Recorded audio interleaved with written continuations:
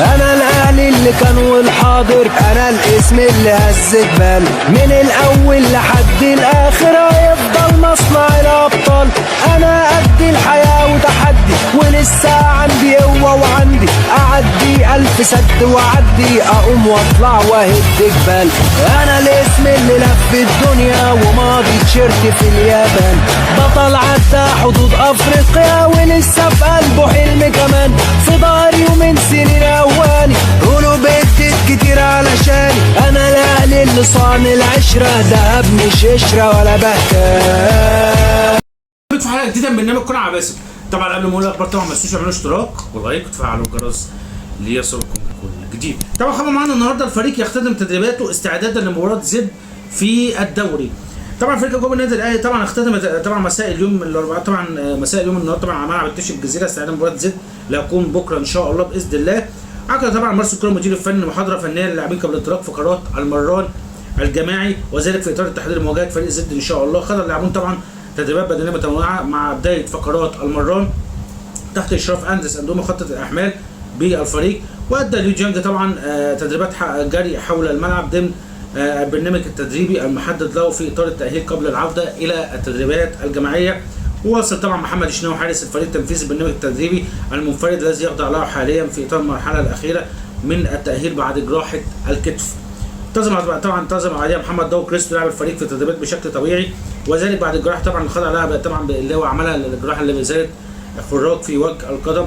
وادى ثلاثي حراس المرمى بالفريق مصطفى الشوبير ومحمود الزنفلي ومصطفى مخلوف تدريبات بدنيه وفنيه منفرده على هامش المران الجماعي تحت اشراف ميشيل يانكون مدرب الحراس. واختتم كل فقرات المران الجماعي تنفيذ بعض التدريبات الفنيه المحدده، وخاض اللاعبين بعدها تقسيمه طبعا تقسيمه قويه طبعا يعني المباراه طبعا ان شاء الله.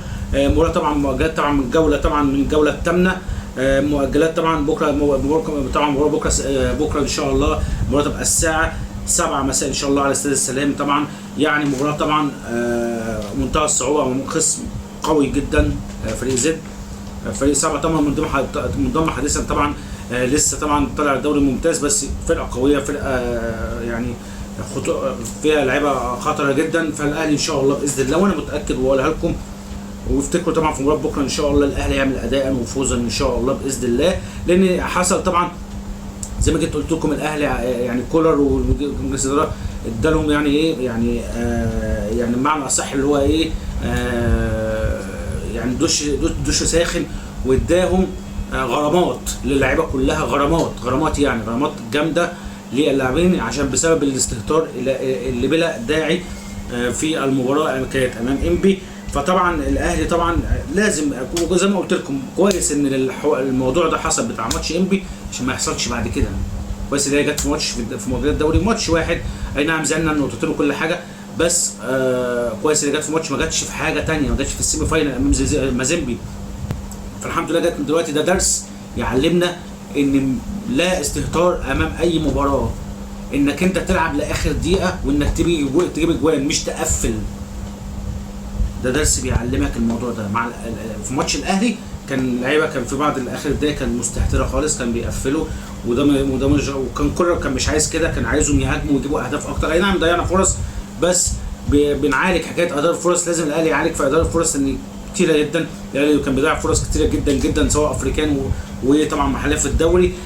فطبعا يعني انا متاكد في تشكيل بكره هيبقى في تغييرات، مين انا ما اعرفش، بس هيحصل في تغييرات اكيد في المباراه، بس المتاكد منه ممكن يكون اساسي كهربا في المباراه كفروت كهجوم طبعا. فطبعا يعني مباراه طبعا امام زد صعبه جدا، الاهلي عليه ان شاء الله اللي يفوز في المباراه دي باذن الله، فوز طبعا فوز مهم للنادي الاهلي ان شاء الله. والاهلي عنده مؤجلات زي ما قلت لكم، عنده 7-8 مؤجلات بالكثير، غير هيتاجل له ماتشين تانيين عشان في السيمي فاينل امام مازيمبي هيتاجل له ماتشين تانيين، يعني الاهلي داخل في ال10 او 11 مؤجلات.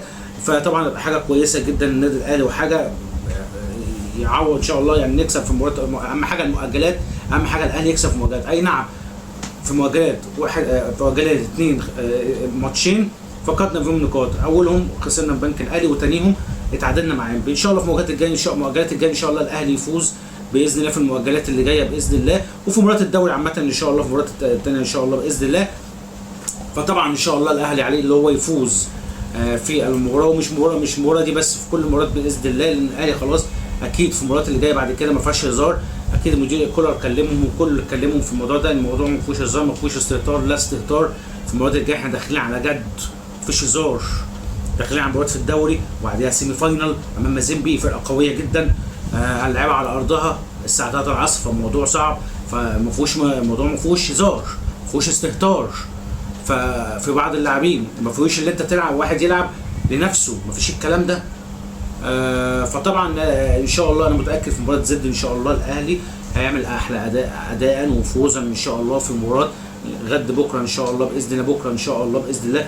كل التوفيق للنادي الاهلي ان شاء الله باذن الله، بتمنى التوفيق للنادي الاهلي ان شاء الله باذن الله، وسيزيل الاهلي دايما وابدا فوق جماعه، وسيزيل الاهلي بطل ان شاء الله. ان شاء الله بتمنى التوفيق للنادي الاهلي ان شاء الله، وان شاء الله الاهلي يفوز غدا بكره ان شاء الله، الاهلي يفوز غدا بكره ان شاء الله على ان شاء الله باذن الله على زد ان شاء الله. مباراه تبقى على استاد السلام ان شاء الله، طبعا مؤجله من الجوله الثامنه ان شاء الله، مؤجله من الجوله الثانيه، مؤجله طبعا من الجوله الثامنه. المباراه تبقى على استاد السلام، على استاد السلام المباراه تبقى الساعه 7 مساء ان شاء الله في الدوري العام ان شاء الله. في حلقه بكره في حلقه جديده من برنامج كره عباسي.